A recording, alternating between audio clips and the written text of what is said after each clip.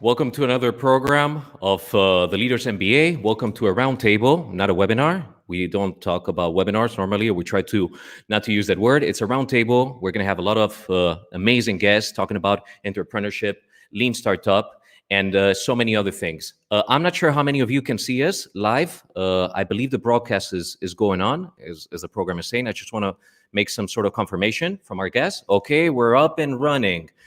Okay, cool. So, as I was saying, welcome to another program of the Leaders MBA. This program is broadcasted in YouTube, it's broadcast in Facebook, and we hope that our friends on Instagram can join as well, and LinkedIn.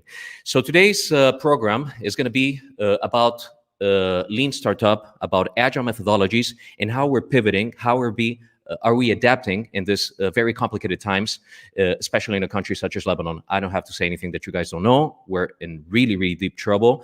And it takes all of our single efforts as entrepreneurs, as startups, and as a community to try and change things. Because if not, I don't think our politicians are going to do it. I hope any of our politicians take this in a bad way. We regard them, some more than others. But anyways, we wanted to take some action and get us out of this situation. But anyways, let's start with a presentation and what is today's order of the day. So basically, today we're going to be talking about, is your business lean? Okay, this is important, and it's really relevant that you guys understand what is lean. I'm sure that many of you have been already exposed to lean startup, which is a methodology which was developed by Eric Ries in 2011. And basically, it tells you that you need to be fast, you need to be quick, you need to be capable of understanding your environment to adapt your product or your business to a constant evolving business environment. Okay, so is your business lean? We're going to learn from our guests today. We have Boushra Hassanieh from Teabah, founder of Teabah. We have Ramzi Khalil, co-founder of Clean2O. We have 𝗵𝗚 𝗕𝗏, which is the co-founder of Luna's Kitchen. And then we have some of our alumni as well. 𝗬𝗏 𝗕𝗏, founder of 𝗪𝗚 Academy. Lina, Girls on Wheels, co-founder, and she has some other interesting gigs coming up. We have Mike Makasian, which is developing 𝗵𝗏𝗕 Sportswear, which is a beautiful brand that he's going to be talking about it with us. And Peter Abdelkarim, which is a young entrepreneur who's aspiring to reaching the sky. So there's a lot going on there. Order of the day. We're going to talk about lean startup and what's in it for you. A quick look around the lean methodology and why do you need it. We're going to meet our rock star guests. Everyone is a rock star. Everyone who's involved in the Leaders Bootcamp is a rock star, either alumni, either are a huge amount of followers grown by the day, not only in Lebanon, but in the entire Middle East. And basically, we're a whole different tribe, you know? Business is it's not about being stiff. It's not about being like the traditional. We need to be disruptive. We need to be creative. We need to be different. And I'm very happy to see that most of the people are like this. So they will start. And what are the things to measure in this environment? And we're going to meet our rockstar alumni as well. We'll discover their aspirations, their projects, and learn some really interesting stuff. What do we all have in common? The challenges that all businesses are facing nowadays. Why now and why lean? Does Lebanon need a boom of new lean businesses? And we're going to have some interesting questions and answers from the people that are joining us in YouTube and LinkedIn, Facebook, and so on. Well, the lean startup, okay? I don't want to take too much time. If you want to learn more deep about lean startup, well, you have many different sources. We invite you as well to take the chance and jump into the Leaders MBA, which in the Module 1, Entrepreneurial Mindset, we pretty much cover it, and you can learn about this agile methodology. But in a nutshell, for those who don't know what lean startup is a method that teaches you how to drive a startup, how to steer, when to turn, and when to persevere and grow a business with the maximum acceleration, okay? The Lean Startup, as I said, was developed by Eric Ries. He was the CTO of 𝗵𝗚, a technological company coming from Silicon Valley. And he noticed that by a scientific approach, which was interestingly based on the Toyota way, which is it's another methodology that comes back to the 80s, basically by shortening the cycles of development of a product or a business, you can understand better what are the new trends and adapt it to your customers or potential customer base. How does Lean Startup help entrepreneurs or product developers? Well, it eliminates uncertainty. How does it do this? Well, basically, by approaching with a scientific approach, if I may use the word again, and shortening those cycles. So you build, you measure, and you learn.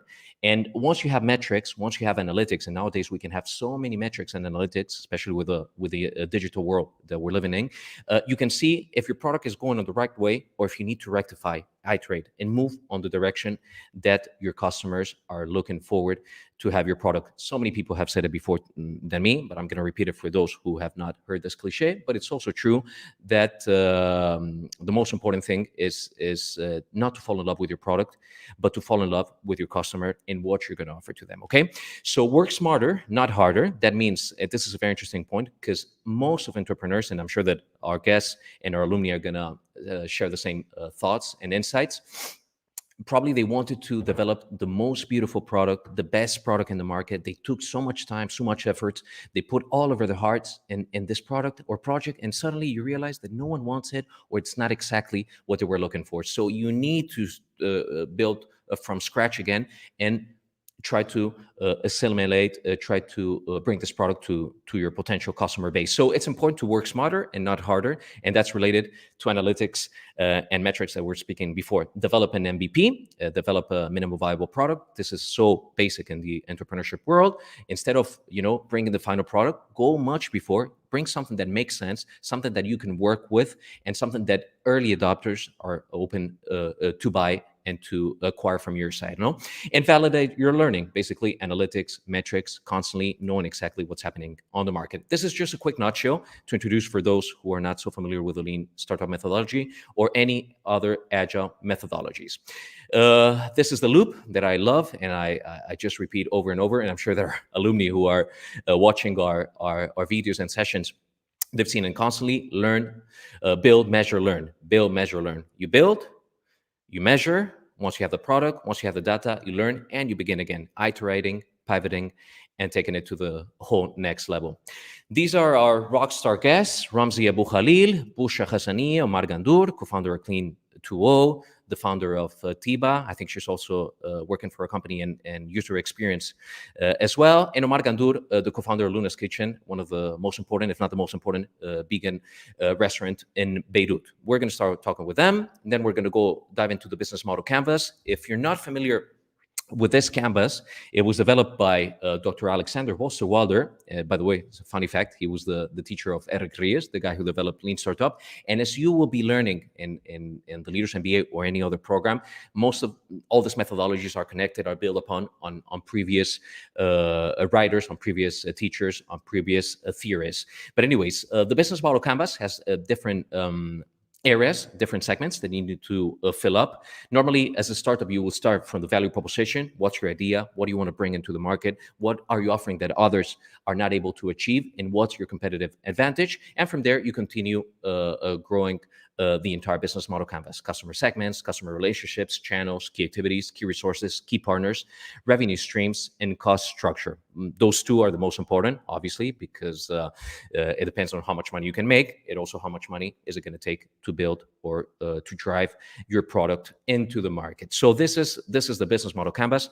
We're going to be speaking about it in today's roundtable. And our rockstar alumni, I'm so proud of having these people on board with us as well, because not only that they're part of the Leaders MBA, they're people that are really thriving. They're entrepreneurs, they're aspiring entrepreneurs, and they're building a new community in Lebanon and taking it to the next level. There's Nesreen Abu Ghadir, founder of 𝗪𝗏cie Academy that we spoke before, Lina Al-Qasim, founder of Skate & Club and Girls on Wheels, Mike Makasian, founder of BeFit Sportswear, and Peter Abdelkarim, the founder of Pack Designs. We're going to learn a lot through them. So anyways, this is in a nutshell. I want to have a quick introduction. And without further ado, let me introduce our first guest. On the one hand, we have Ramzi Abu Khalil. Ramzi, 𝗕𝗏, how are you? Hello, Juan. I'm fine, thank you. How are you? I'm doing good. Now even better having you on the program. Let me introduce Thank as you. well Boushra Hassanieh. Let me find her. She's out of camera right now. Oh, there she is. There's Boushra. Hello, Boushra. How are you, 𝗕𝗏? How are you? I'm good. Happy to be here. Okay. Great. A beautiful setting that you have there. And we're going to add as well, let me find Omar. 𝗕𝗏, Omar, how are you? Hello. Hi, Juan. Very well, thank you. Okay, great, great, great. Well, these are our guests today. They're founders of different projects, different companies, different value propositions, and I think it will be interesting to discuss with all of them. Let me start, for example, with Ramzi Abu Khalil. It was the first one that I introduced. Ramzi, can you tell us a bit more about how did Lean Startup help to establish your business before, and how is it helping you now? I think it's interesting to get that information. Yeah, definitely. First of all, let me thank you for inviting me for this amazing roundtable. I have the pleasure to be joining you guys.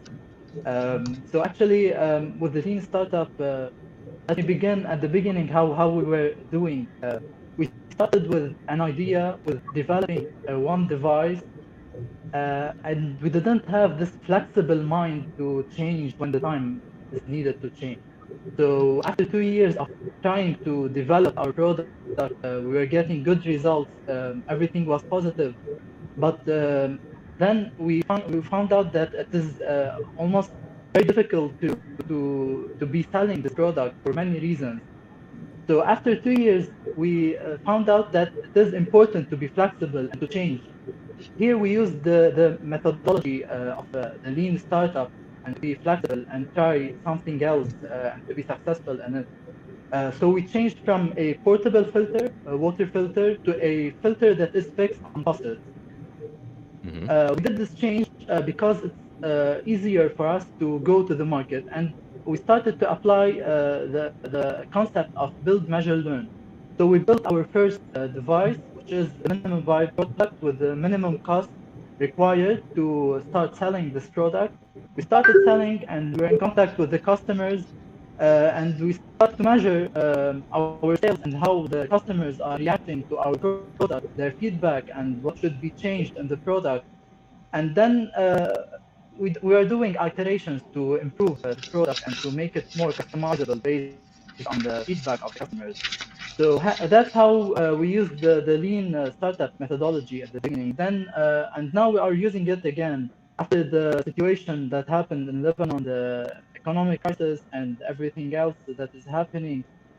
We had to put the R&D on hold, the development of all the devices that we were doing the research on. And now we are moving to a service and like a consultancy or providing a service with the same concept of water treatment. So we are again using this methodology to build we are now building our minimum viable product, and soon we will be measuring this product if people will like it or not, and discover if it is needed by customers and how we can improve the service.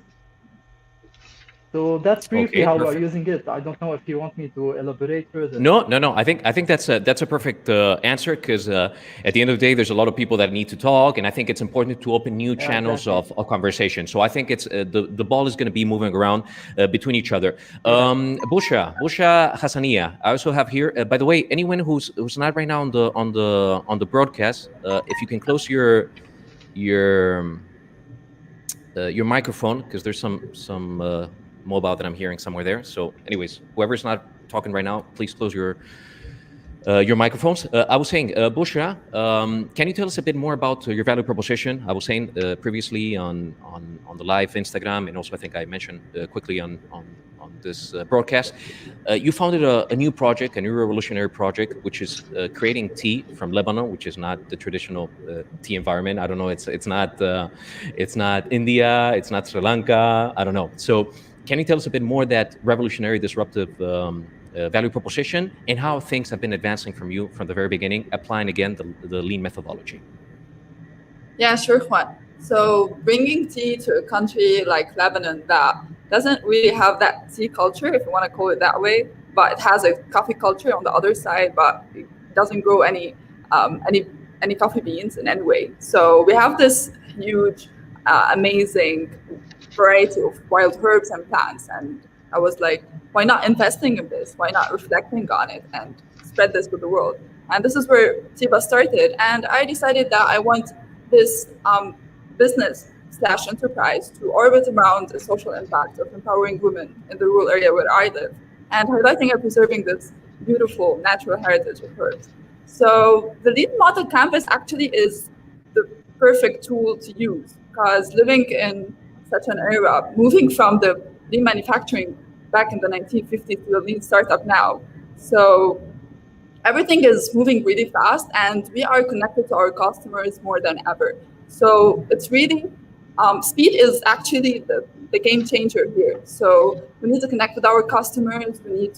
It's really easy to test our product, to recenter, to refine before it's actually too late for us. So it's all orbits around speed, and what we really what business 𝗵𝗔 canvas is about is that our business model is our product, which is different from what used to happen before, in which our product used to be delivered in boxes. Now it's totally different. So it's all about interaction, engagement, traction. Yeah. Fantastic. Well, thank you very much, Boushra. I'm also very interested in understanding from your side, because I think, I don't know how long it has been Teabah in the market, maybe a couple of years. I'm not sure if you can. A year and a half. A year and a half, okay, so almost a couple of years. I'm sure that from the very beginning, when you establish your product and you put things on motion, there's some segments on the business model canvas that you had to revisit. I don't know, probably it wasn't the value proposition because you had your clear idea in your mind, but you had to iterate and pivot in some of the areas, some of the segments, and the business model canvas. Which area did you? Living in a country as Lebanon, cost structures are always changing with the currency fluctuations and all what's happening. So lean modern canvas is really flexible, and it's just like, it's Lego pieces. So you go to that box, you change the content that you have, you redirect it in a way that works best for you and for your business. So yeah, such an amazing tool for everyone to use. Absolutely, absolutely. Well, thank you very much, Boushra. I'm gonna pass now to Omar. Kifa Omar, how's everything? You're in Paris, no? Yes, I have good internet. Okay, you have good internet and good weather, and I'm sure enjoying the whole situation from a different perspective. Anyways, it's the grass is always greener on the other side, like they say. But anyways, Omar, it's always a pleasure to have you here. Thanks a lot for coming.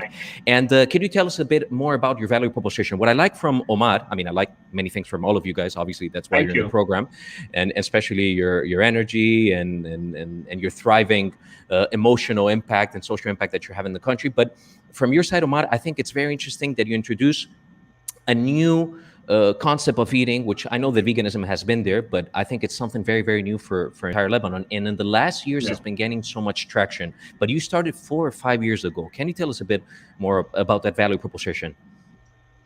Well, to be honest, at first, I was managing a building and we needed to have like a little snack for the building. And I was vegetarian. So I was like, let's have a vegetarian snack. And then I found out what they do to cows and stuff like that. And I was like, I don't want this kind of blood on my hands.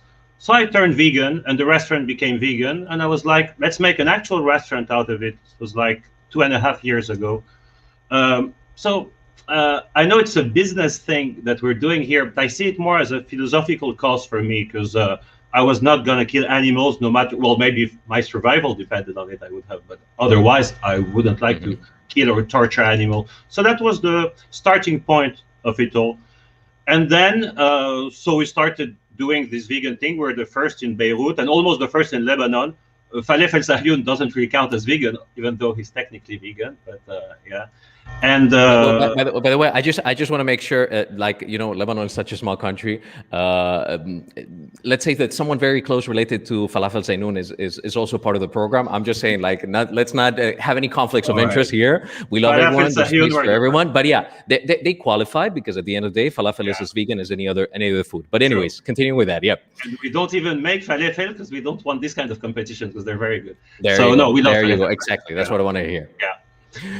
So anyways, you were saying the good thing is, I mean, you can see it as in a business point of view, it's a growing market, because it's a tiny market in most countries in the world, but it's always a growing market, even if it's 1, 2, 3, 4, 5%. There's no year where it goes down; it always goes up. So business, so even if you're not like if it's not a philosophical cause, on business perspective, it's a very good opportunity, because it's a growing market. And what I found out is that there were lots of vegans in Lebanon that were not starving, but that they didn't have any options. So they were very happy that we opened that place. It gave us a lot of early adopters and friends and stuff like that. And it was very, very fun to meet this crowd. We don't really see them as customers. We see them more as a community or friends, because it's a philosophical cause we share. We don't really see them as customers. But I didn't really know what Lean was about, because I'm not from a business background. I wish I did 2 years ago. I would have made less mistakes. But thinking back, looking back at it, many things we did right were actually in the Lean model, about being flexible, about listening to your audience and things like that. We got lucky because vegans are good cooks usually, because they have to be good cooks, otherwise they can't really eat. So they would give us lots of feedback, lots of advice. So from early on, the early adopters really helped us a lot, and we built a nice community. And vegans usually are quite nice. So when they're disappointed about something, they won't go on the internet and shit all over your place. And they will be nice. They will give you a call. They will say, you should do this, you should do that. So we were very lucky in that way. And we made friends. We made a lot of good friends and a great community in Lebanon. It's an amazing market, a growing market. When we opened, we were like the first. And now there are many places in 𝗪𝗪𝗪𝗪, in Jounieh, many places, Orenda, Meet the Vegans, many of them. And we really don't see them, I want to stress that out, we don't see them as competition. We see them as allies for the cause, or like partners. Our competition, the one we want to kill in the business world, are more like normal places. Like 𝗕𝗶𝗹 will have one vegan option, McDonald's might have one vegan option. Those are the competition. But the 100% vegan places are not competition. They're more like allies. That's how we see them. Okay, fantastic. Well, Omar, I think that was a very good explanation, and you introduced an element that I believe it's very interesting, and most of you guys are, I mean, I would like your opinion, as all of you are Lebanese, all of you have operated or are operating in Lebanon, and I think the early adopters are specifically very active in Lebanon. I think Lebanon, with all the problems and all the situations and bad things that we know, I think it's also a country with people that are really brave, really active in trying new things and going with the latest trends. And I think that's something that always benefits on the positive side of the businesses in this country. I don't know if any of you have any opinion about this subject. If I may, sure. As Boushra said before, it's the right time for that, because of Instagram, social media, and stuff like that. It's very easy to get feedback. Even like Zomato or websites like that, back then, 30 years ago, you could do something very bad for years and not realize how bad it was. Today, with the internet and the social media, you know, like you do something bad, next week, you know it was bad. So in that way, it's very good. And you say that Lebanese people are like that. Yeah, they always like new things and to try new things. That's one of the qualities of Lebanese people, I think. Okay, Boushra, what is your stakes in this subject? Lebanese people follow a lot of trends, and they love new stuff. They love innovation. So, and living in times of crisis, we really need to be innovative. And following a lead model methodology, we love our problems, and we should always be innovative around them and create new stuff and new trends, if I can say so. Absolutely. Ramzi, what are your thoughts on the subject? Yes, you know, we had a lot of early adopters, because at the beginning we're not selling yet, but we were posting on social media our achievements, like winning competitions and doing this big number of people who were believing in us. And once we launched our first product, they were our early adopters. They bought the product and were giving them the real feedback, how to improve the product and the problems in it. So yeah, definitely in Lebanon, this thing is very helpful. Okay, great. There's another element that I would like to discuss with you guys. I think, and this is related to Omar, and because we want to make this webinar also helpful. We want to make it a tool. We don't want to talk about ourselves. I mean, we want to talk about ourselves, of course, because we believe in our value propositions. But it's not only about talking about ourselves. It's about giving. It's about helping each other. It's about sharing knowledge. And I think those webinars or roundtables or broadcasts or any way of sharing nowadays through the digital world, it's really helping. And there's one question that I'm sure that most of you in the very beginning, because no one is born as an entrepreneur. It's something, it's a journey, it's a bumpy road. It's something that we explain constantly in the Leaders MBA. It's not linear, it's just goes from up here to the rest of the places.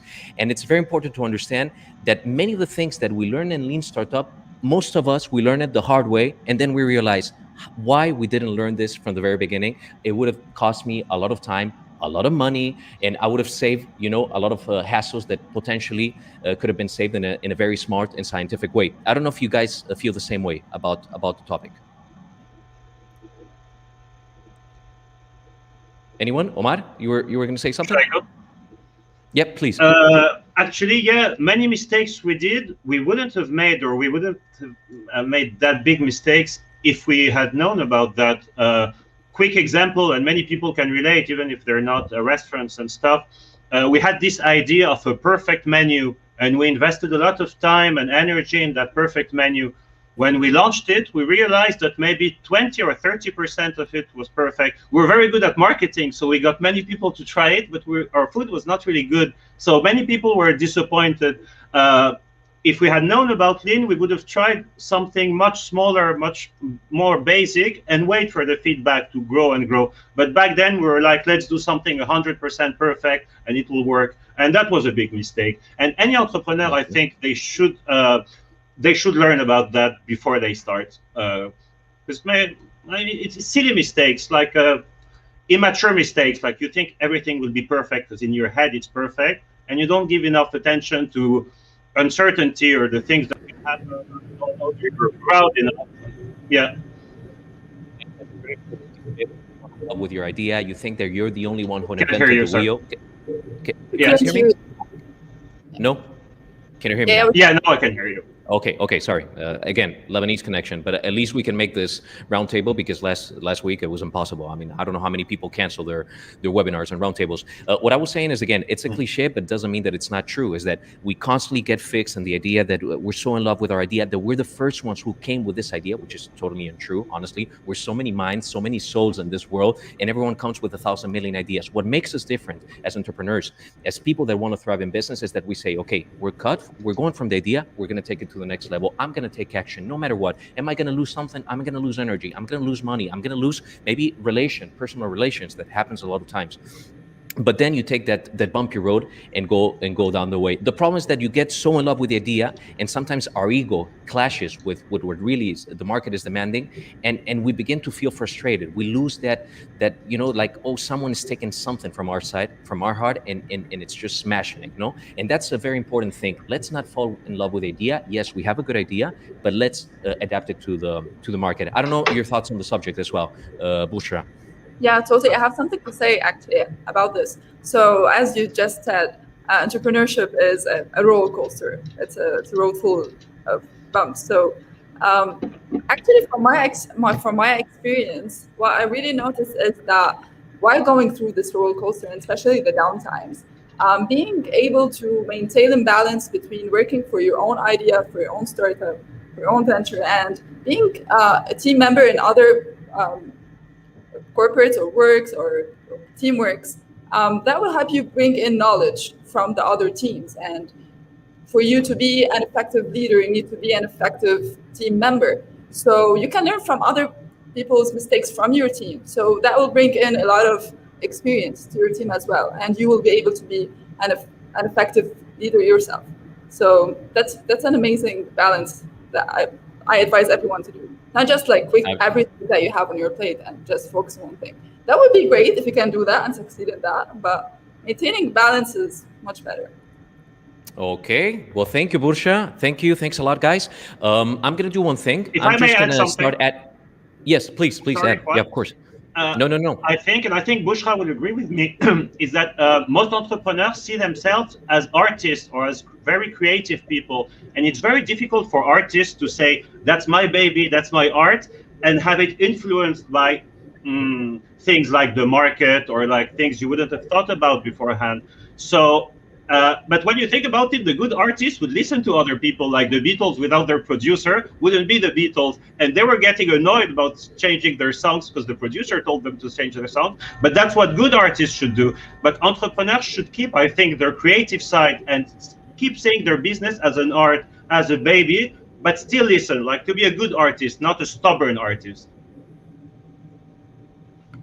That's it. I totally Boushra, agree. you want to pick I up? totally agree. And coming from an artistic background and being an artist, that really relates with me. So yeah. Oh, by the way, you're an artist as well. Yeah, I've seen that. By the way, Ramzi keeps on falling. Ramzi, are you there? Can you hear us? Are you there? Okay. Well, in any case, I think it was a good pre-conversation. I think we need to continue opening the discussion because, yeah, Ramzi, you're having a bit of a terrible connection, I believe. It's kind of cracking. Anyways, can you speak again? Yeah.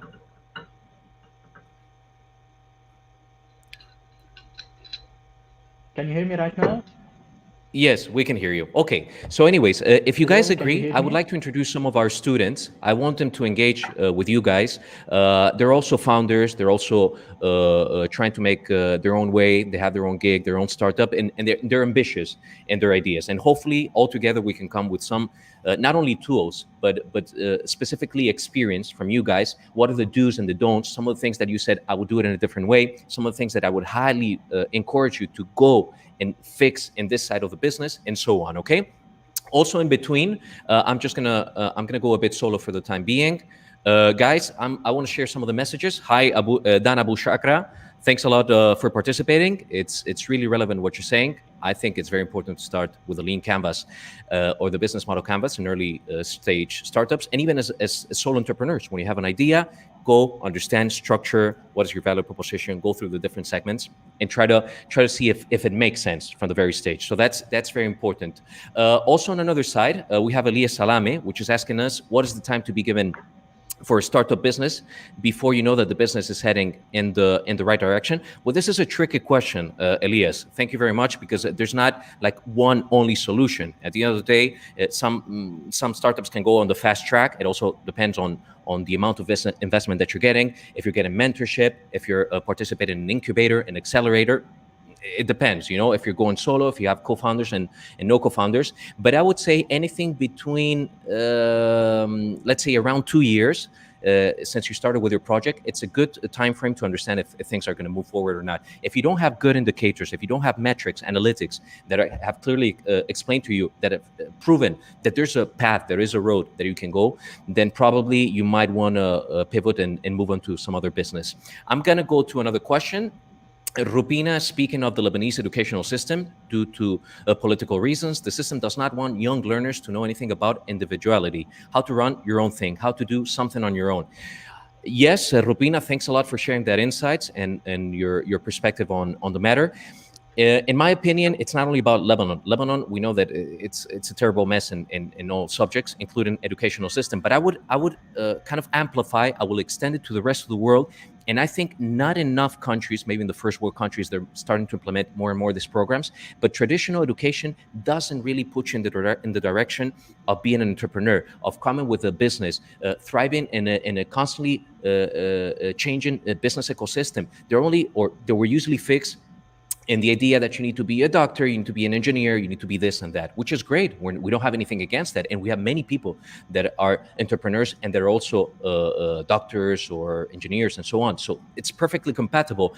But nowadays we're noticing that really what is taking the economy to the next level is the real economy, the SMEs. And those are the entrepreneurs who are, or they were entrepreneurs from the very beginning, and then they continue escalating. So I think, yeah, something needs to change in the educational system. Us as the Leaders MBA, and I also want to speak about it, take advantage of this. We want to disrupt education system. We don't think that university, we don't think that school own the truth. There's so many new collaborative approaches. There's a new way of instructing, going with ultra updated content and not being fixed on rigid schemes. So the educational system has to change. And for us, we have a very clear idea. We're disruptive in that sense. We're a startup as well. And we believe that education has to go a whole different way. So thank you a lot for sharing. I'm going to put Rupina Zunian before passing to the rest. The best thing we can do now is, like you guys are saying, sharing together and helping each other change the thing by achieving ourselves new things. Thanks a lot, Rupina. We really appreciate it. Hello, Maisam. Thank you for joining. Push others to do things on their own as well. Agreed.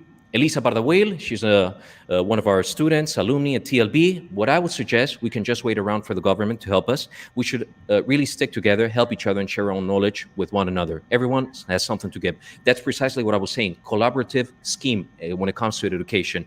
Although it's also important that we take education very seriously. Education needs a bit of investigation, research, knowing exactly about the topics that you're going to discuss. But that doesn't mean that you need to be certified. That doesn't mean that you need to go by the old traditional mantras that are not only applicable. And honestly, if you want to make a difference, if you want to make an impact, if you want to be a game changer, you need to go the different way. Something that I learned in my life, and I'm talking about myself, anyone can talk about their own experiences, is that once you go a bit from the different way of the rest, if you're not the best, you're going to be different. And if you're going to be different, you're going to attract an audience and potentially a customer base, as we're talking about business. So I agree with you, 𝗕𝗚, and very well pointed out. 𝗪𝗚 𝗕𝗵𝗲, what would be the proper way to develop your startup while you're still on a 9-5 job? Okay, 𝗪𝗚, this is gonna be the last question. I'm gonna be replying for the time being. We're gonna open more questions and answers on a different segment. But I'm gonna give you my answer, but it will be good also to translate these questions to the rest of the interviewees because they have a lot to say. In my opinion, the best way to develop your startup, I know that all of us, we have families, or many of us have families, or we want to go out with our friends on, let's say, before post-COVID, but you need to allocate time to what your dreams are. The 9-5 job is perfectly fine. It keeps you safe, and I'm sure that you can learn many things, many tools, many capabilities and skills, but it's also true that if your passion, your heart is going in a different direction, I would highly encourage you to dedicate 1, 2, 3 hours per day, whatever it needs. Read a lot. Surround yourself with people that are breathing, that have a lot of energy, that have passion of transforming. People that don't have any fears, which is something that we're seeing constantly as well in the business world. And those who are capable of overcoming those obstacles, those roadblocks, can manage to jump to the next sequence. But this is a question that I'm going to be sharing with the rest of the interviews. I have a question. I have another comment from Leah Binader. I promise that I'm going to come to your question. Let's advance to the next segment of the program. So anyways, let me introduce new people into the stream. These are our alumni. Omar is still there. Ramzi is still there. I think Boushra is still there, but she turned off the camera. I'm going to add Peter. I'm going to add Mike. I'm going to add Lina Al-Qasim. So now we have a bigger crew altogether, 8 people on camera. Hello, guys. Let me start by introducing, for example, let me find this. This one is suitable. Okay. Hi, Nesreen. How are you doing? How's everything? Hello everyone. Hello, Nesreen. Nesreen, just quickly to introduce, she's one of our alumni. She's also the founder of 𝗕𝗚 Academy. She's going to tell us a bit more about her value proposition, what she introduced into the market. She's also the founder of the book club in Shuf. And she can tell us a bit more about the business that she's developing and how she's starting and how she's applying the lean methodology with some of the things that she's been learning in the program as well. Yes, I'm going to start. I want to share my screen, okay? Yes, please share your screen.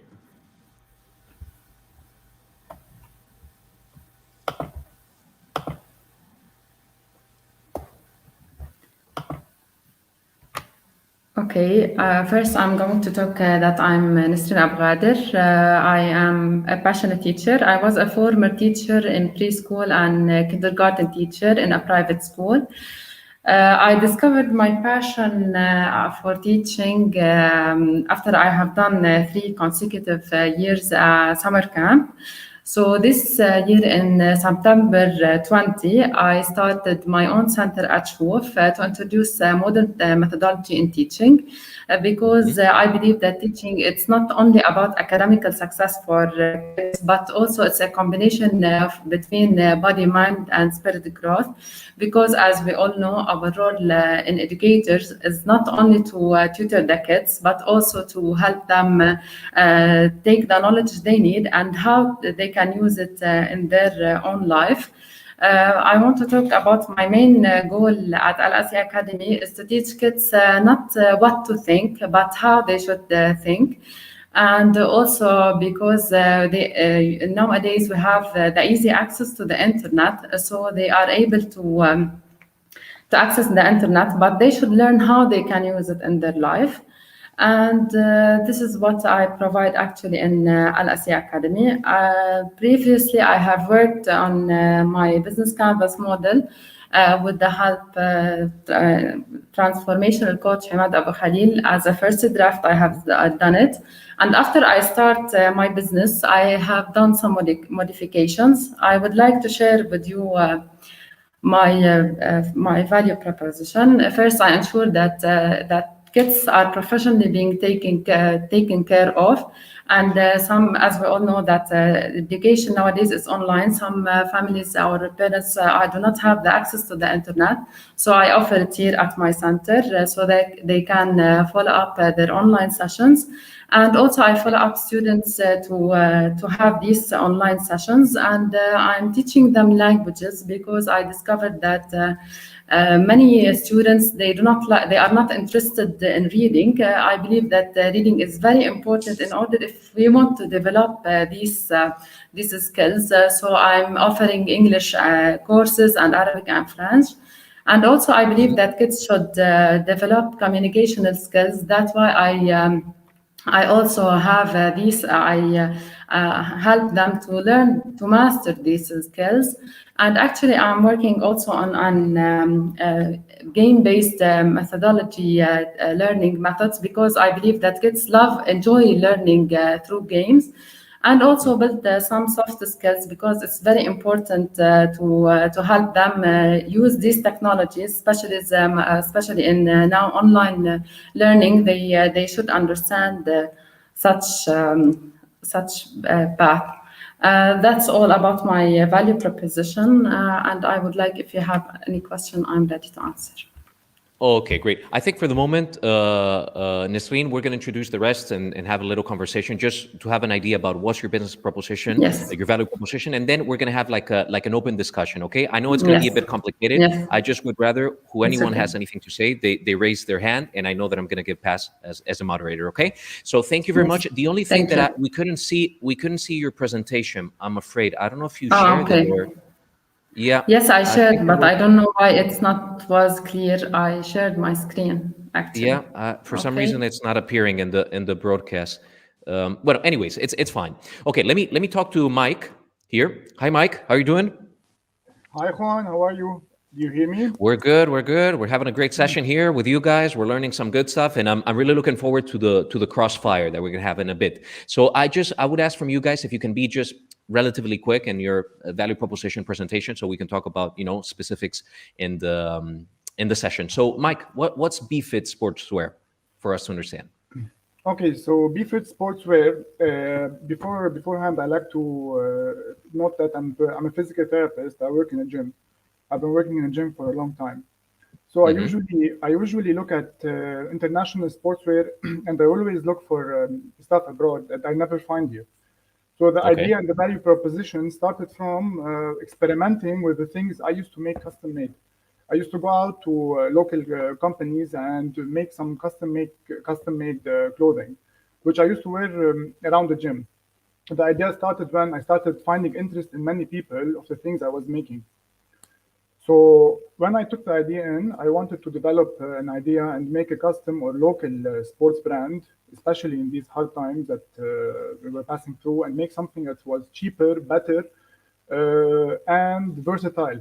Because everything we have locally in Lebanon is very limited to certain styles and the very basics. So I found a nice niche market where I could work and progress in.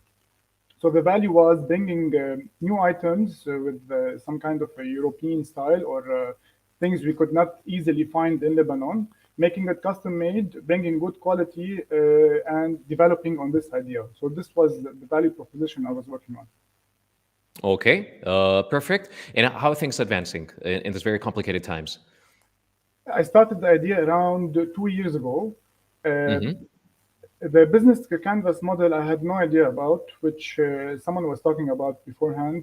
But I believe that I'm sorry. No, I believe that you've been seeing it on the program, or did you have the chance to learn it through the Leaders MBA, or? Yes, I had the chance to learn it through the Leaders MBA. I mean, like 2 years ago, I had no idea about the business model canvas. I made all the mistakes everybody was talking about. I went through all of the over-exaggeration of things, someone was talking about the perfect menu. I was thinking about the perfect startup to do, and everything I should work on, I was too concentrated with a lot of details that didn't really make a lot of sense. So I wasted a lot of time in developing the MVP, which I recently learned about. So if I knew about the business canvas, model canvas, like back then, I would have saved lots of time and I would have progressed much faster. That was for sure. So I learned everything the hard way. Okay, perfect. Which it happens to everyone, so don't feel bad about it. It's just that most of us, like, we would appreciate that we encounter, especially Lean Startup. For me, it's one of my favorite methodologies, and I think it's very simple. It's very easy to understand. But if you don't have the Eureka, if you don't have like the exact teaching and structure that gives you the right direction, you would never know about it. Like most of the things in this world. But anyways, that's great. Thanks a lot, Mike. Let me pass now the ball to Lina. Hello, Lina Al-Qassim from Sur, all the way down south. Hello. How's everything? Hello, hello, hello. All good. Thank you for having me. No, thank you for being here. It's always a pleasure. Lina Al-Qassim, she's a true innovator. She's one of a kind. I mean, she's a person that has been introducing new elements into the country from the social impact as well. Girls on Wheels. I think she's trying to address some of the problems that we're encountering as a society in Lebanon and in the entire Middle East. I think women empowerment, gender equality, and trying to reach to a new level in those matters. And by the way, at the same time, you're also thinking about starting your own business on a different road. Can you tell us a bit more about it, Lina?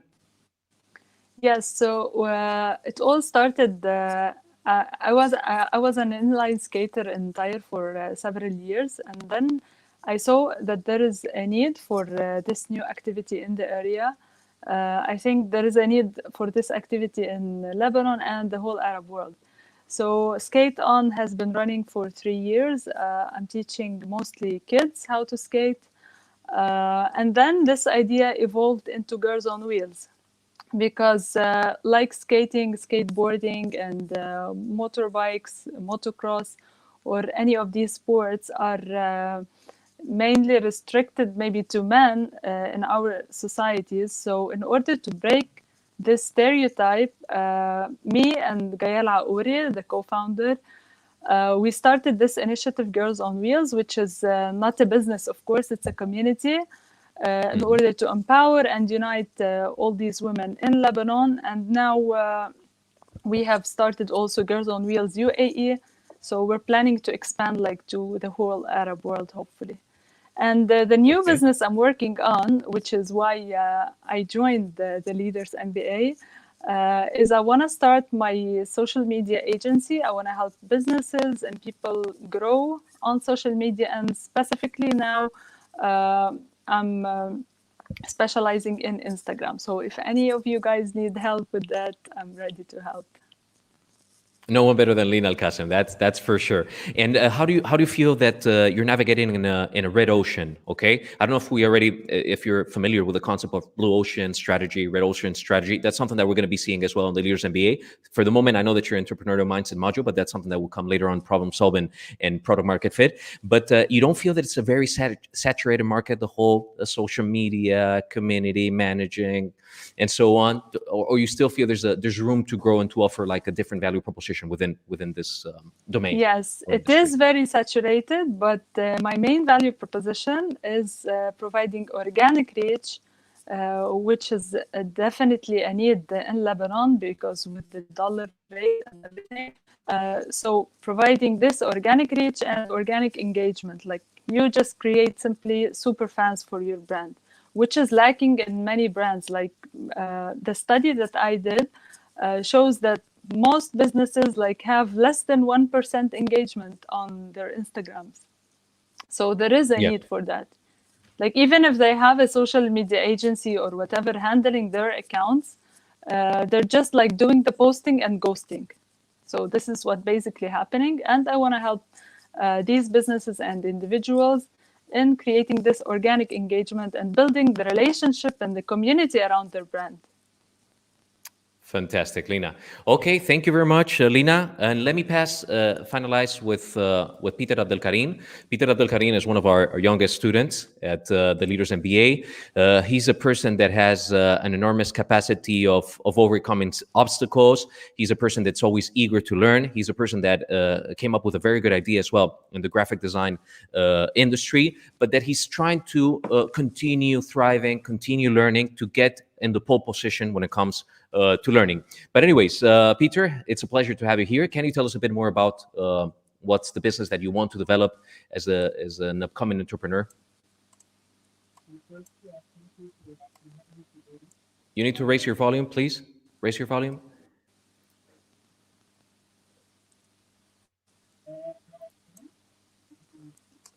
We can't hear you. There's something with the microphone. Okay. Okay, let me while you fix it, let me pass it to the question to Lina. We have a question from one of our members of the audience. Question to Lina, 𝗪𝗓𝗓 Salame, are you as well teaching roller derby and eventually building a team? That's a question that we have for you. So if you want to address it. Roller derby is not something like really popular in Lebanon. So I'm an inline skater, so I've never really tried quads because it's a different type of skates, but it's really like growing fast in the UAE. So inline skating is my specialty, not quads. Not roller derby. Okay, yeah. Well then we have anyone in the audience, anyone who's interested, please feel free to open a new team of roller derby. That's great. And I can help with Peter, that. You can help with that. We know that. We know. So anyways, anyone who wants to contact Lina for that matter or any other matters, feel free. Be open. Peter, are you available to talk now? There's a problem with your microphone, I'm afraid. Yep. I'm sorry about that. So I'm going to be while you fix it, maybe you can get some earphones with a microphone or something. It's just not going to work. Let me add the rest of the interviews. I'm going to start adding Boushra, Omar. There you go. There you go. There you go. Okay. Awesome. Okay. Okay. Can you start from the very beginning? Can you tell us about your aspiring entrepreneurship and what do you want to bring into the market? First, I need to thank you for having me here. Thank you for everyone. They are listening here. I'm 𝗕𝗘𝗏 I'm a graphic designer. I found my passion in design and creativity since my childhood, when I started to create stuff from nothing, from anything, from wood, anything I can see. It's called for me art.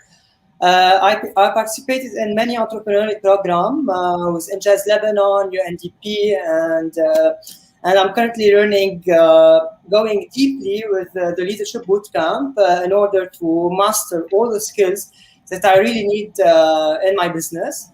I'm currently learning social media marketing from Facebook. I'm gonna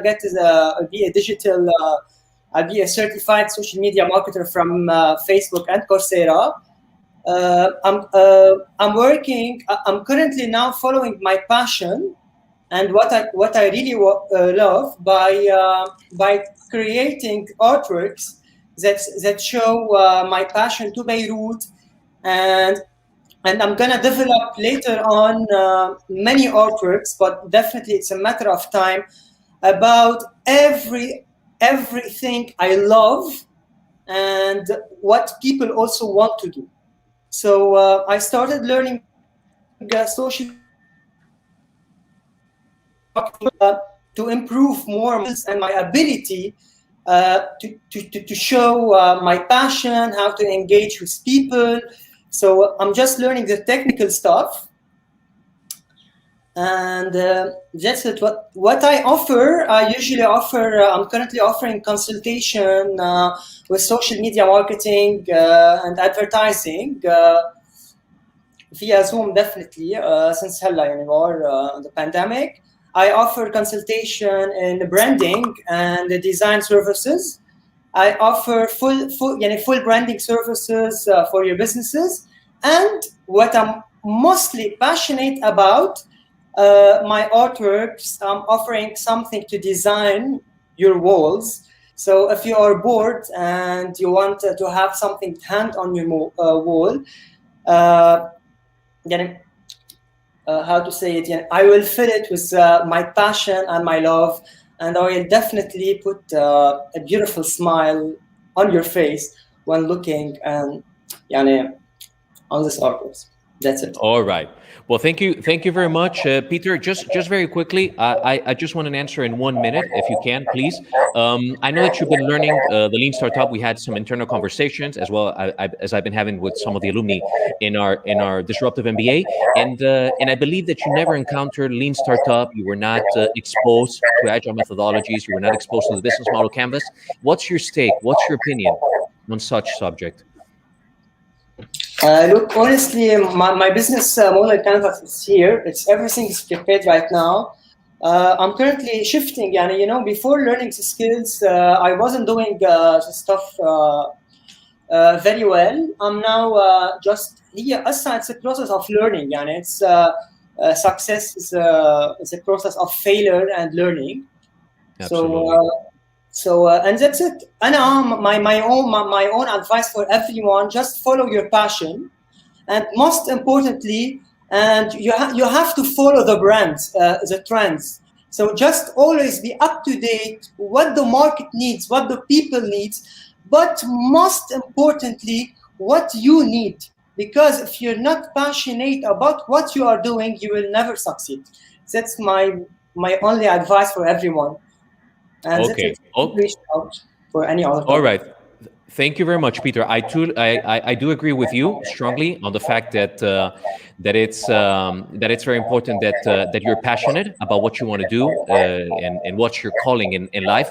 But it's also true that you need not to fall in love with your product. You need to fall in love with the customers, what the market is demanding, and always be listening. But you can be disruptive. You don't have to follow the trends. You can be totally different. Actually, the people that change the world of business are usually disruptive. They're offering something that no one knew, or they didn't know that they needed. So I think it's important to put that into account. Maybe you need to close your microphone because it's making some weird noise now, Peter, or someone is making some strange noise. Okay, now it's better.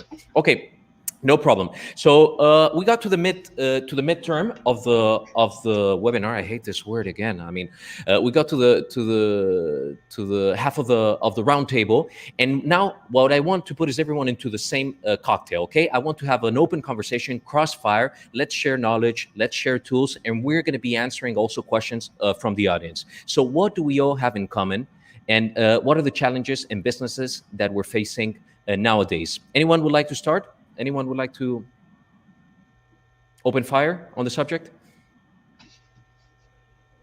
1, 2, 3. Okay, Omar, what about you? Me? So yeah, why don't you start opening? What is the question? So the question is, what are the challenges? What do we all have in common? Yes, yeah. What do we all have in common? What are the challenges that we're facing? I know that we're going to repeat price lead evaluation, importing elements, how to navigate with a very complicated political system. I know all those kind of things. We can repeat it, but the more original, the more creative that we get, and the more specific, I think it's gonna be more helpful for the people that are watching the roundtable today. To be honest, I don't think that's the main challenge, the money aspect of it. The thing is that belonging to the majority is having a normal job, a 9-to-5 job, and having a boss telling you what to do, and having like your artistic, everybody has something artistic in them, I guess, but having this artistic part outside your career or outside your job.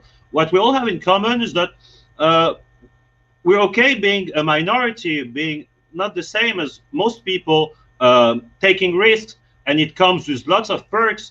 You can do whatever you want. It's no one's going to tell you what to do, but it comes with bad things also, like you're not part of the majority, and I think that's what we have in common. Okay, great. I have some question for you guys that I'd like you to address. For example, there was a very interesting question that we skipped before from 𝗤𝗚 𝗕𝗏. Let's see who would like to answer this question. How can a lean business scheme help me surpass the plateau stage I am stuck in now in my business? I think maybe someone like Boushra or Ramzi could be very relevant for this question. I can tell that she needs to practice her business model. She needs to get traction. And once you get traction, you have analytics, you have numbers in your hand, then you can move ahead. You can pitch for more investors. You can even call a co-founder to come on board with you, but you need to have some traction. You need to have something reliable there to ask people to join on board with you or even to develop. I agree. I totally agree. What about you, Ramzi? What's your opinion on this subject? I think you're also very relevant to the question. Yes, Ramzi, are you there? Yeah. But unfortunately, I was not able to hear. Yeah, you can read the question. How can a lean business scheme help me surpass the plateau stage? Some of them call them the valley of death. Okay, you want to call it plateau? It's a nicer way of calling it. Startup methodology. Yeah. Yeah. Can you repeat again, Ramzi? Just try it again. Yes. So I was. No, we're having a problem connection there. We're having a problem. Okay, Ramzi, I'm going to remove because to be able to know when she has to pivot or to change. Okay, there's a problem with the noise there.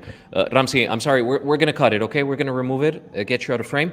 Mike, do you have anything that you would like to share in that regard? Well, it depends. If she's talking about plateau in the sense of she has no value in the MVP or the service or the product, I guess this is where the lean startup can help us by experimenting. The advantage of experimenting is we can keep trying ideas until we find the value in something or in a product we get to. And Nasreen, do you have anything to say about this topic as well?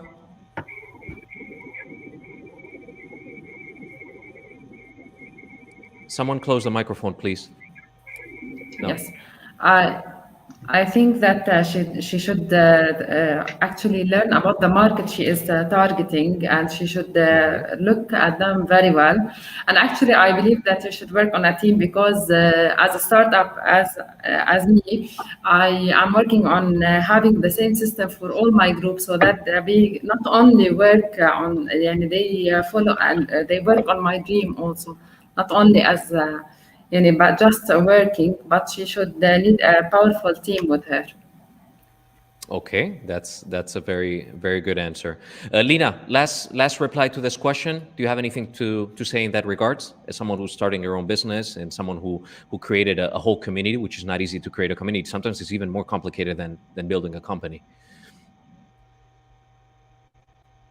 Microphone on, please.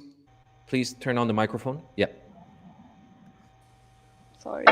Okay, so the main thing about this is to do the homework, which is market research before starting anything, because you need to find where the demand is and who needs this in order to offer your service or your product to whoever you're selling it to.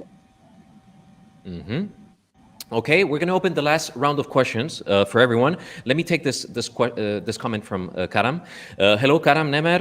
He's one of our students as well. Starting a business is about having the passion. You're totally right. Identifying the need. That's totally right. Studying the market. Again, right. And knowing your customers well. In order to know your customers well, which is also very true, there's many different methodologies. One of them is customer development. I'm sure that you learn it in Entrepreneur Mindset in our module. And you can understand your buyer persona. You can see what are the pains, the gains, and what is he requesting from the market. Once you understand your customer, you can actually gain a lot of traction and go on the fast track in order to develop the correct product. I have 𝗪𝗓 𝗵𝗲 as well. What do you say will be the best way to get people on board and working with you for free or an intern, at least at first, given the lack of capital? I think in this, I can give my answer as well, and I'll be more than happy to do so, but I think today is about the guests. Let me share the question with some of the interviewees. For example, who would like to reply? Maybe Ramzi. Ramzi, is your microphone working now?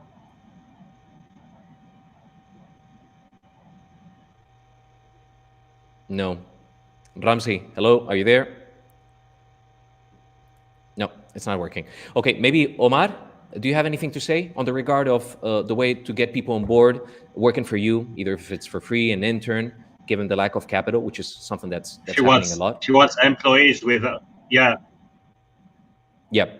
Well, if she really has no capital, I don't think people should work for free anyway. But if that's the case, the people who work for her should learn a lot. So it wouldn't be for free, because they would get an education, and a good education, because when you work, you learn a lot more than in school or university.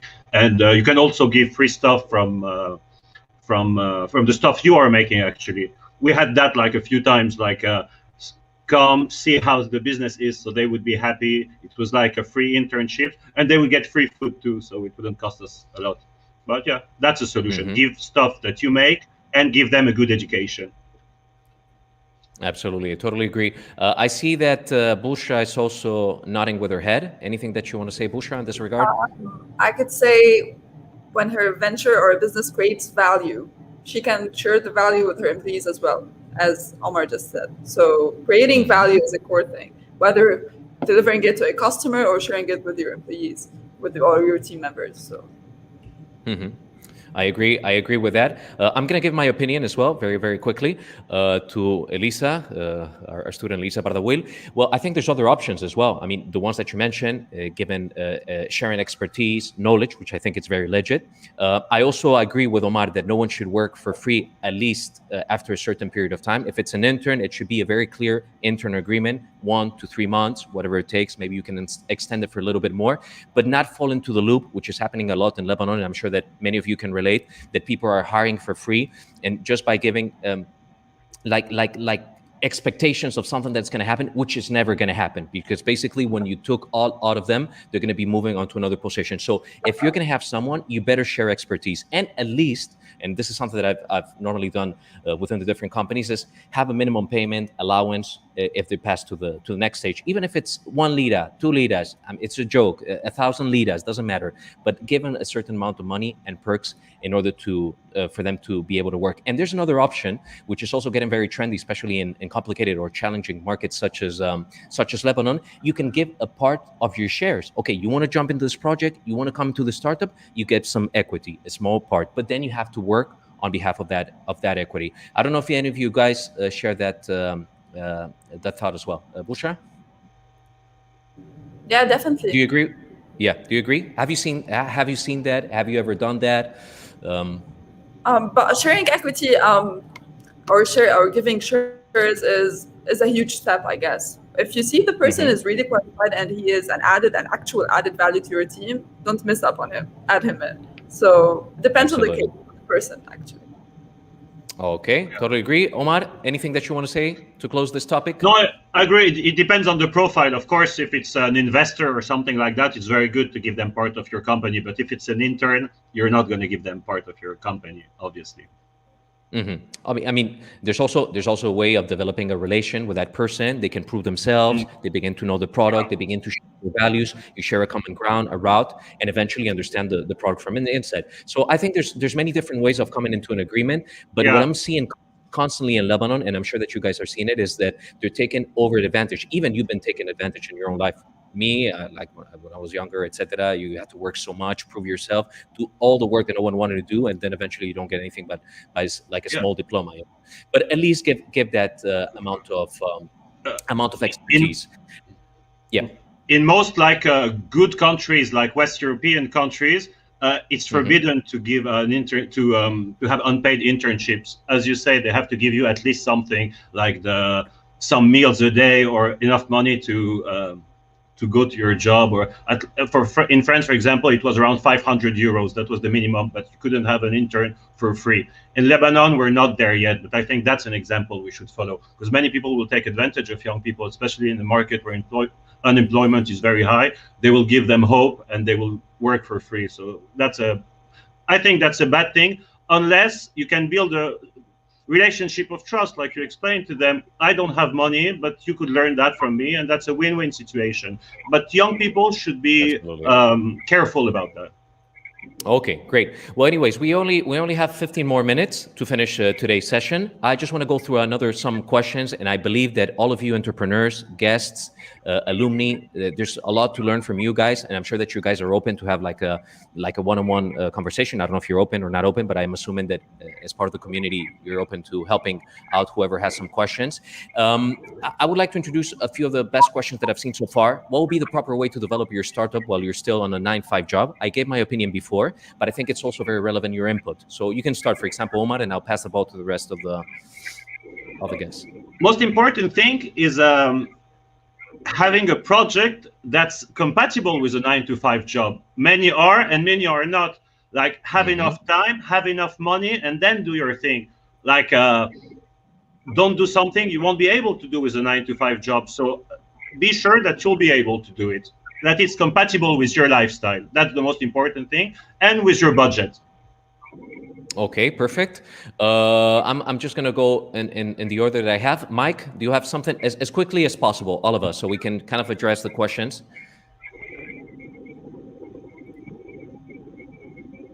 You need to turn it on. Mike, please turn on the microphone. Yeah, thanks. Yeah, can you hear me? Okay. I can hear you, yeah. I think anybody who has an idea that's good enough to develop can find the time, even if he's working a 9-to-5 job. I think anybody can make time between the PM hours of an hour a day or 2 hours a day. Eventually, a month or 2 or 3 months, can come up with an MVP or develop his idea. I don't think the 9-to-5 is a reason to stop developing any ideas. Okay, Ramzi, if your microphone is working, I think yours is giving a bit of problems.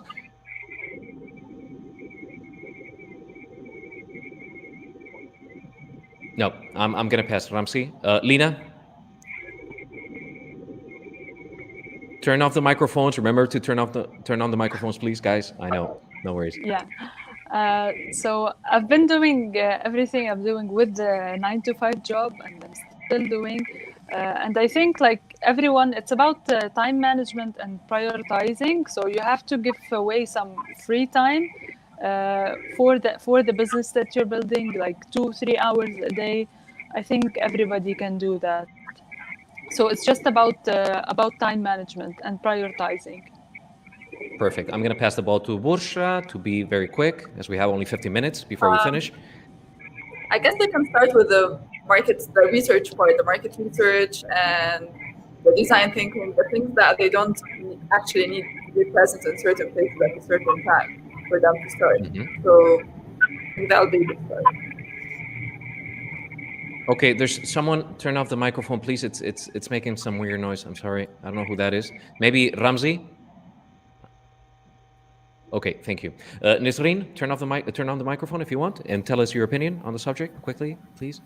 I believe that you should learn more skills. If you are interested in something, you should educate yourself and be more educated and learn the skills in order to master what you are going to as a job or as a new project you want to work on. Actually, this is my idea.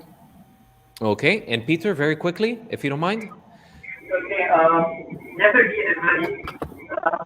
So you can find time for everything, but when you are passionate about something, I don't have time to know, you have time. Well, Peter, I'm sorry. I'm going to remove it. I'm sorry. I apologize for that, but it's on behalf of everyone, so we can understand each other.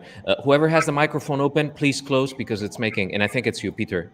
I'm muting. Yeah, it's giving us problems. Okay, guys. So just before finishing, I'm gonna go through the presentation that we prepared. I'm gonna show it here on camera. So we covered in today's roundtable Lean Startup. We gave a quick introduction so people can understand exactly what's Lean Startup all about. We gave a few notions. If you want to learn more, we're more than happy to invite you to the Leaders MBA. By the way, in the feed, in the chat, you can access the Leaders MBA for free. You can access Module 0. You have free lessons, 𝗔𝗔𝗔𝗔𝗔 with Dr. Hassanieh. I have a lesson as well about entrepreneurial mindset, exponential technologies, 𝗪𝗏 𝗪𝗏𝗧𝗏𝗪𝗏. We have her in digital marketing, case of study, and so on. So there's a lot, even quizzes. It's super, super fun. And I highly recommend you guys to try the Module 0 of the Leaders MBA. We met as well with the rockstar guests, so they gave us their input, their value proposition. What are they offering in the market nowadays? Please, someone turn off the microphone. I think it's you, Peter. We met with our rockstar alumni, not their only alumni, but they're people that are really kicking it in the country, and they're doing an excellent job. And I have only the best wishes, and I think they have a grand future within the circumstances, and they can really make it. What do we all have in common? We've seen that even if you're very advanced in your entrepreneurship, if you're advanced in your career, in your company, all of us, we're on the same road, we're on the same path, and we should lean on top of each other. And it's a very good word. Let's lean together, and let's try to drive the economy in a different way. And then the new trends, circular economy, social entrepreneurship, impact economy, are really making a difference, because we all understand that it's not about. I had a funny conversation. I'm sorry, and it just comes, and I don't want to take too much of your time. But on LinkedIn, I had this guy within my entourage that he said, "No, it's about being a shark. You have to eat each other. You have to be the strongest and all that." And I said, "No, I really don't think so. I think it's about finding your blue ocean, creating a new opportunity in the market, a new product, developing a business that really addresses the new needs, the new challenges of the 21st century on this 2021 that we are right now, post-COVID era. And you have to be leaning on the rest of the business. Let's offer something of value. Let's not eat each other." Anyways, that's another conversation for another webinar, but I think it's really relevant. We need to change the status quo. We need to fight the status quo. It's not about eating each other. No, it's about supporting each other and bringing value into the market. Okay, learn, build, measure, learn, which is the loop of the lean startup. And why now and why lean? We had some of the answers, some of the questions, and I'm sure that we can open more fire in a different program. And before finishing with you guys, which I really appreciate all of your time, I would just like, one by one, if you can give an advice to the people that are watching our webinar right now. Tell them, as an entrepreneur, as someone who's working on their project, working on their company, working on their startup, taking it to the next level, what should they focus on from a lean perspective? So maybe I'm going to start with a guest from today and then continue with the rest. So for example, I have here, let me just remove the presentation. Let me put, for example, okay, Boushra, which is one of our first guests. Can you give us your advice to all of the people who are watching our program? Again, talking about entrepreneurship being a roller coaster, just during your downtimes, don't give up. Those are the times that you most need your innovation, your energy to keep your venture going on. So, like, don't give up easy. Okay, thank you very much, Boushra. Omar, you're the next one. What are your thoughts? What are your stakes? Yeah, as Boushra said, you have a lot of downtimes and times that can be quite depressing. And a good thing is that you need to wake up to something beautiful. Like, your project should be beautiful, and you should think it's beautiful, and it will make everything a bit easier or less painful. Maybe like in a marriage, like you really want to wake up someone beautiful. I'm going to just take a bit of your time. For example, we had someone who started to do non-organic ads, and we got likes and comments from guys from Pakistan and fake African profile. And they were like, "Look, you're getting so many likes, it's so good." But then I was waking up to something super ugly, and it killed my motivation. So I think you should always wake up to something beautiful, and don't do it if you're going to rely on short-term profit, because many people will tell you you can save a few bucks here, a few bucks there, and it will ruin your artistic mind. So unless you can afford not to rely on short-term profit, I don't think you should do something. You should focus on it being beautiful. I often use the example like Picasso. What if I don't really like Picasso, just for the sake of the example. What if we told Picasso there's a discount on the red paint, so why don't you put some red paint on it? Dude, that painting has to be blue. So you cannot rely on petty cash and on little money. You should focus on doing something beautiful for the project and for you, for your own motivation. Perfect. Thank you very much, Omar. That was crystal clear. I'm going to go with Mike Magassian. What are your thoughts, Mike? Concerning the hard times we're living through, I think in every recession, we always have new problems where we can find new solutions to. So I think even if the times are tough, we can always find new ideas to work on and improve and innovate on things that are going to help us pass through the tough times, and maybe they can be $1 million ideas, who knows.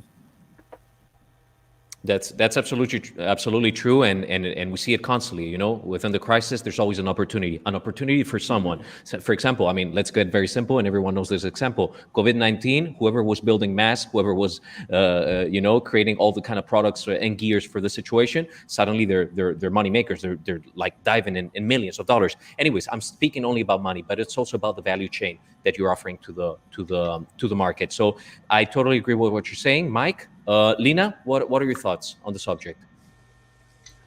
So there are two things that are like really important when starting a business is their passion and patience.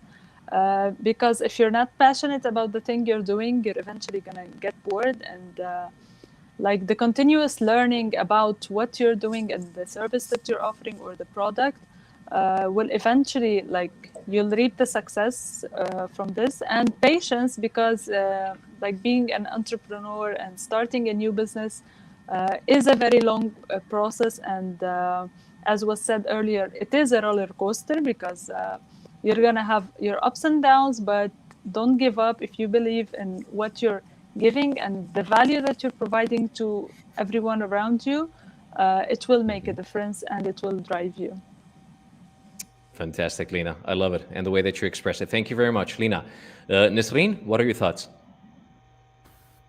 I think that we should be creative, and we should believe that we can do it. And I believe that they should work on the value they are adding to their community, not the money that they are making. That's a good advice, I think. I totally agree. And Peter, I'm going to try to put you in the frame, but I'm not sure if it's going to work. Okay. Are you hearing me right now? Yes, now I can hear you. That's great. So can you give us your advice from your understanding?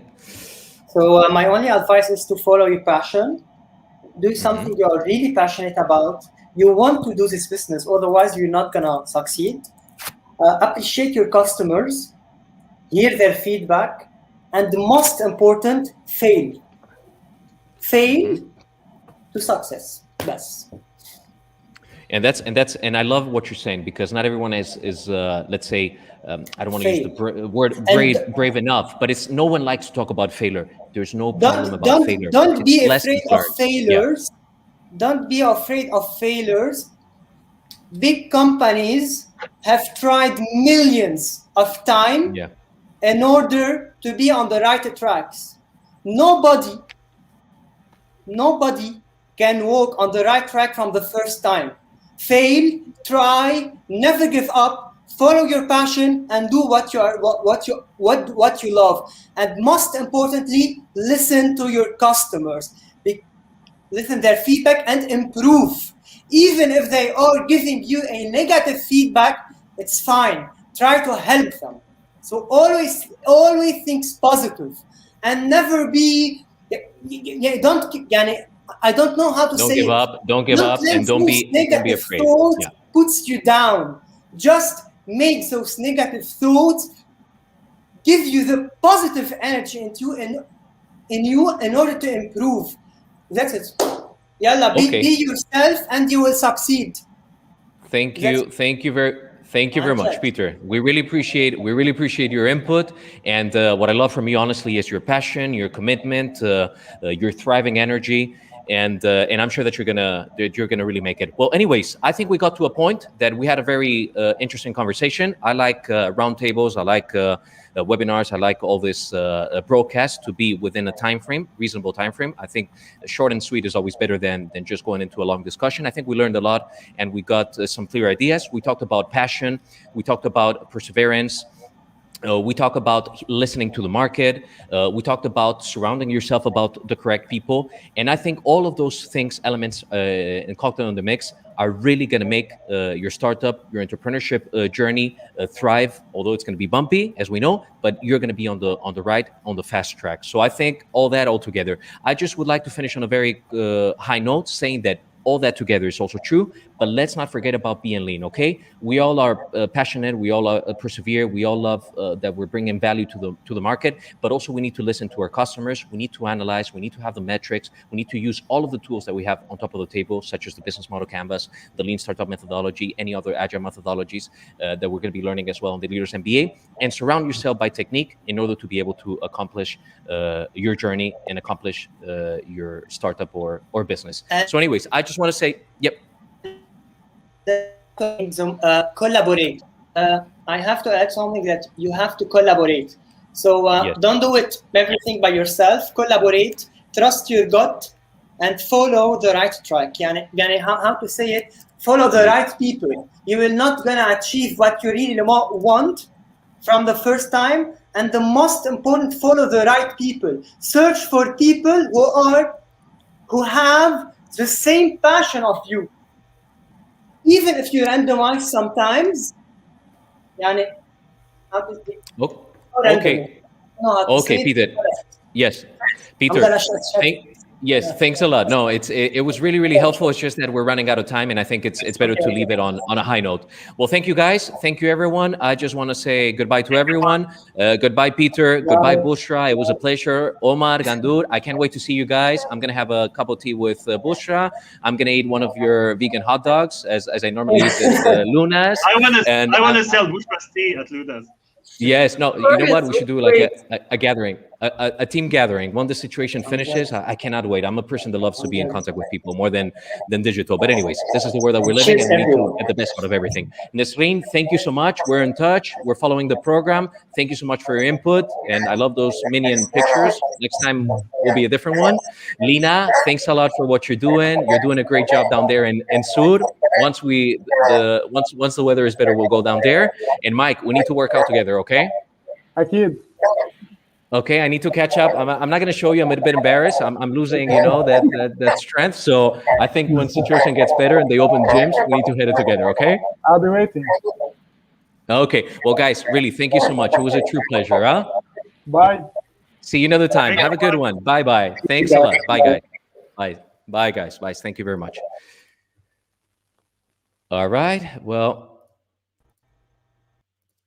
so anyways, that's a wrap for the conversation today. Just before all of our audience leaves, I just want to make sure that you took advantage of this special roundtable. We've been talking to entrepreneurs on the ground. We've been talking to alumni, people that are trying to thrive, trying to challenge this difficult times in Lebanon and the entire region. We're also opening the Leaders MBA very, very soon in Egypt, in Iraq, in Syria, in Jordan. So stay tuned for that. And I just want to finalize on a few concepts that are very, very clear. The rest you can learn it in the Leaders MBA. As we said, there's no straight road to success when it comes to lean methodologies. It's all about being lean. You have to have a hypothesis, have an idea about your business, what you want to create, what do you want to bring into the market, something that has value, and experiment with it as soon as possible. Be very quick. Hit it. Whatever idea that you have, don't try to make the best product. Don't come with a super sophisticated thing that maybe no one is going to like. No, just go quickly into the market and develop and test. Then you're going to get your metrics, your insights, your analytics. And once you have all that together, you're going to be able to understand if you're going in the right direction. And if you are in the right direction, if you need to iterate, pivot, move from here to there in order to reach the final destination, which is basically thriving in the world of business. We've seen the business model canvas. A business model is a plan for the successful operation of business, identifying sources of revenue, the intended customer base, products, and details of financing. If you have any questions, if you need anything from us, please hit us at info-leaders-bootcamp, leadersbootcamp.me, or you can also talk to us on the virtual campus. On the platform, there's a WhatsApp. You can talk to one of our advisors and so on. Please feel free to reach us out and learn more about our project, about our program, and any needs that you might have. Please feel free to get any free MBA content in our social media channels. Follow us on Instagram, LinkedIn, Facebook, and YouTube. Schedule a call with one of our TLB advisors. If you think that this program is for you, if you really want to have an MBA disruptive, get ultra updated content, the latest trends in the market, all the latest tools, without having to sugarcoat, to go through many layers, flexible with your personal and professional life, this is the MBA for you. You can also try it for free for the Leaders MBA. We've been seeing some of our colleagues have been telling me that many people have already registered. You have the link in the chat on YouTube, on Facebook. Why not? What are you going to lose? Try it. See if this is for you. But you're going to learn from the best of the best in Lebanon and in the entire MENA region. And I'm talking about the top-notch instructors. I'm not talking about the study cases. I'm not talking about the special exercises that we're developing. So if this program interests you a little bit, why not try it? You're not losing anything, okay? So you might want to do that. Leaders MBA April cohort is starting on April, the next cohort. Already we have the February. We're going to jump into the April very, very soon. We have many of our students already enrolled. So if you want to join, it's a very good time to do that. And anything that you might need, anything that I can help you with, as Juan and Ms. Clark, any other members of the Leaders MBA, we're here for you, okay? And let's disrupt together. Let's be different. Don't be just another P on the pod, you know? Be different. Challenge the status quo, and let's bring business to where it's supposed to be, okay? So thank you, guys, and until the next broadcast, okay? Wish you a beautiful week and all the best from our side. Goodbye, guys. Bye. Thank you very much.